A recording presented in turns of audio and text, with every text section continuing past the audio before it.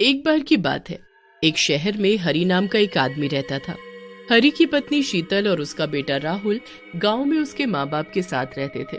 पर हरि शहर में एक फैक्ट्री में नौकरी किया करता था और वो शहर में ही एक किराए के घर में दूसरी मंजिल पर रहता था।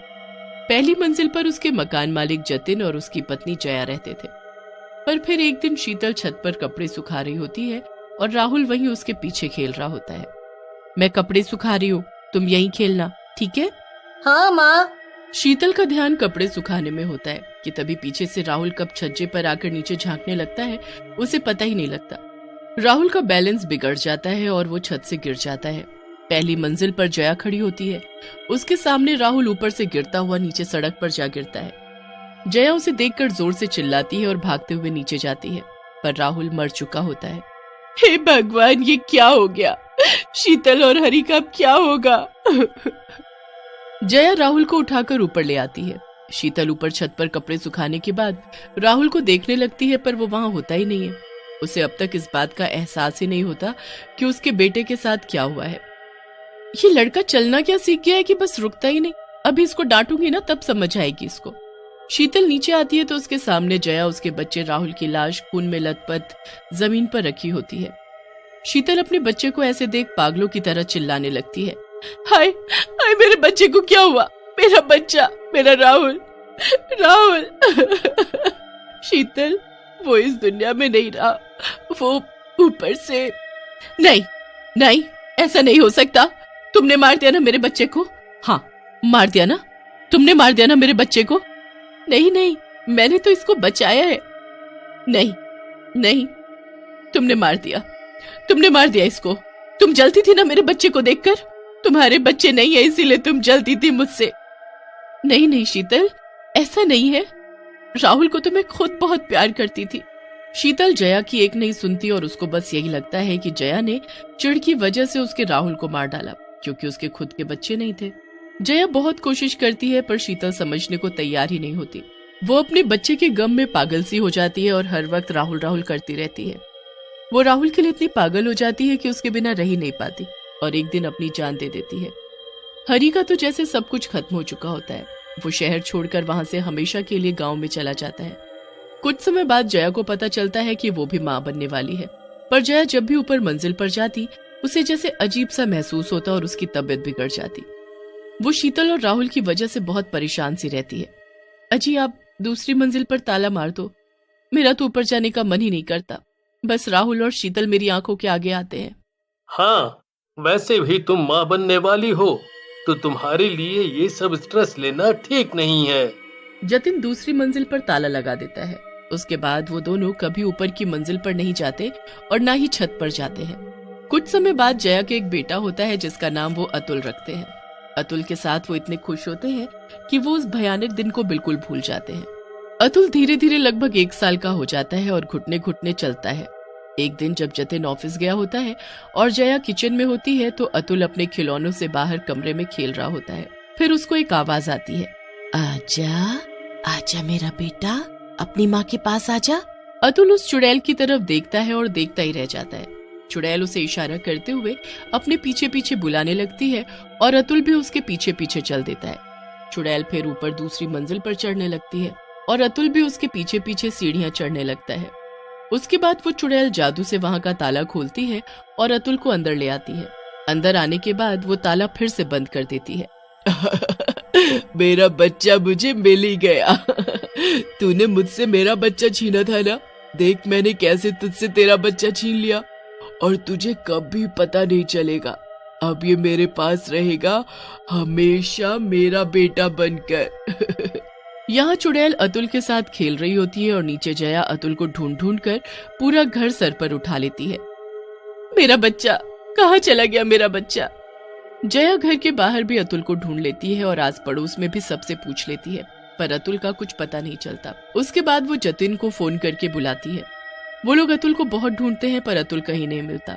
जया अपने बच्चे के लिए पागल सी हो जाती है। ऐसे ही 2 महीने निकल जाते हैं और फिर जया को पता चलता है कि वो फिर से माँ बनने वाली होती है।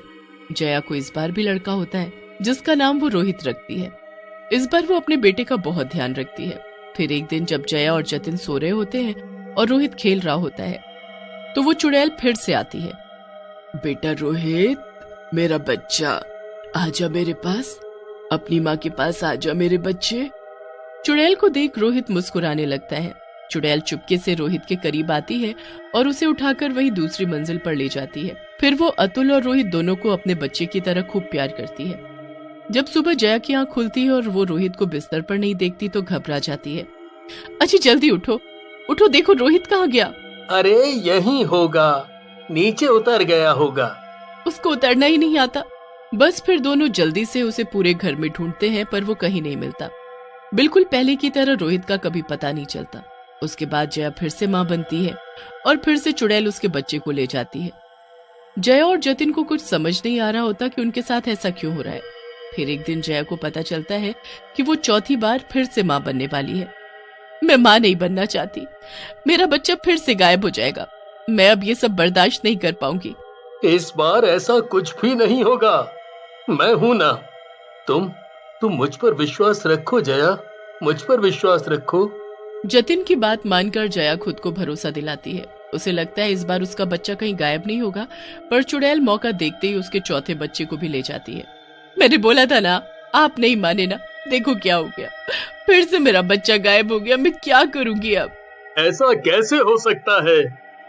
आखिर ऐसा क्यों हो रहा है हमारे साथ? जतिन और जया अब हार मान चुके होते हैं। उनका तो जैसे सब कुछ खत्म हो चुका होता है। दोनों इतने दुखी हो चुके होते हैं कि बस उनको अब माँ बाप बनने की कोई उम्मीद ही नहीं रहती। यहाँ वो इतने ज्यादा दुखी होते हैं और ऊपर चुड़ैल उतनी ही खुशी से अपने बेटों के साथ रह रही होती है। वो उनको खूब प्यार करती है, पर फिर एक दिन वहाँ उसके खुद के बेटे की आत्मा आती है। माँ, माँ। चुड़ैल अपने बेटे राहुल को देखकर एकदम से चौंक जाती है। राहुल, मेरे बच्चे, मेरा बेटा। माँ, ये सब कौन है? ये मेरे बेटे हैं। आपका बेटा तो बस मैं था ना माँ। ये दरअसल उस जया के बेटे हैं। मैंने उससे उसके एक एक बेटे को छीन लिया। तुमने ऐसा क्यों किया माँ? तुम ऐसा कैसे कर सकती हो? उसने भी तो तुमको मार डाला और मुझसे तुमको छीन लिया। वो चिढ़ती थी तुमसे, इसलिए उसने ऐसा किया। मैंने बस अपना बदला लिया। और देखो, मैंने तो उसके बच्चों को नहीं मारा, मैंने तो इनको जिंदा रखा और माँ की तरह प्यार दिया। मैं इन चारों बच्चों की माँ हूँ। नहीं, चारों नहीं, मैं तो 5 बेटों की चुड़ैल माँ हूँ। अब तुम भी मुझे मिल गए हो ना, अब तो मेरे 5 बेटे हो गए हैं। नहीं माँ, आप मेरी माँ नहीं हो सकती। ऐसा क्यों बोल रहे हो बेटे? मैंने ऐसा क्या कर दिया? उस दिन आपने मेरा ध्यान नहीं रखा और मैं छत से नीचे गिर गया, जिसकी वजह से मेरी मौत हो गई। जया आंटी तो मेरे लिए बहुत रोई और मुझे बचाने की कोशिश भी की, पर आपने उनके ऊपर ही इल्जाम लगा दिया। नहीं, ये सच नहीं है, तुम झूठ बोल रहे हो। मैं झूठ क्यों बोलूंगा माँ? अगर उन्होंने मुझे मारा होता तो मैं खुद उनसे बदला लेता, पर उन्होंने ऐसा कुछ भी नहीं किया। वो तो बेचारी बिना कुछ किए सजा भुगत रही है, वो भी आपकी वजह से। आप गंदी माँ हो, बहुत गंदी। मैं जा रहा हूँ और कभी नहीं आऊंगा, कभी नहीं आऊंगा। नहीं बेटे, ऐसे मत बोलो, तुम मेरे पास रहो बेटा। आखिर असली बेटे तो तुम ही हो ना मेरे। एक शर्त पर मैं आपके साथ हमेशा रहूंगा, अगर आप इन बच्चों को वापस जया आंटी को दे दोगी। ठीक है बेटा, जैसा तुम बोलो, पर बस एक बार आज मुझे अपने 5 बेटों के साथ खाना खा लेने दो। मैं तुम सबके लिए अपने हाथों से खाना बनाऊंगी। ठीक है। उसके बाद चुड़ैल सबके लिए बहुत ही स्वादिष्ट खाना बनाती है और सबको एक साथ बिठाकर अपने हाथों से खिलाती है। उसके बाद वो चारों बच्चों को आजाद कर देती है। वो जया के पास खुद जाती है और उसे सब कुछ बता देती है। मुझे माफ कर देना, मैं अपने बेटे के प्यार में पागल हो गई थी और बस तुमको बिना जाने कसूरवार समझ बैठी। मुझे माफ कर दो। मुझे मेरे चारों बेटे वापस मिल गए, बस मुझे कुछ नहीं चाहिए।